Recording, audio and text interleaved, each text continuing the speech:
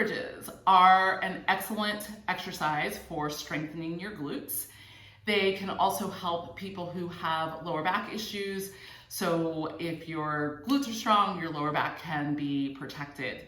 They also have carryover into other strength training exercises. So doing glute bridges can help you to get stronger and to perform with better form exercises like kettlebell swings, any sort of hinging exercise, so kettlebell cleans, snatches, also other exercises like squats and deadlifts.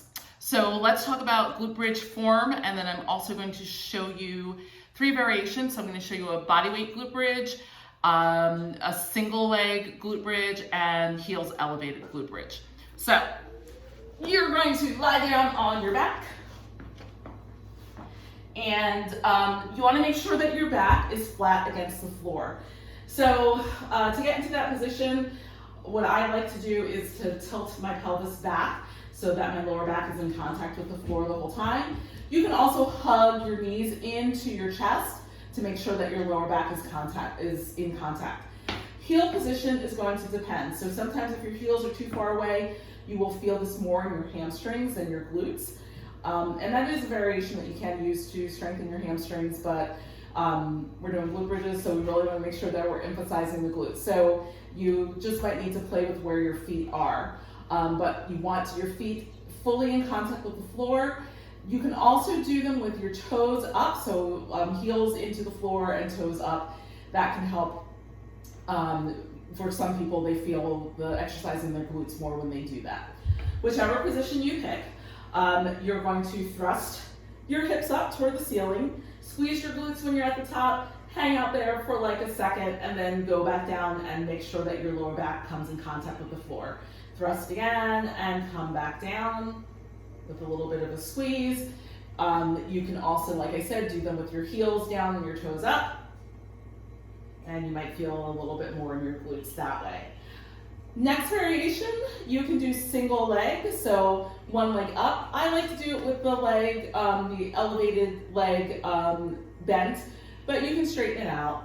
And then same thing, hips go up, come back down, and then you would switch sides.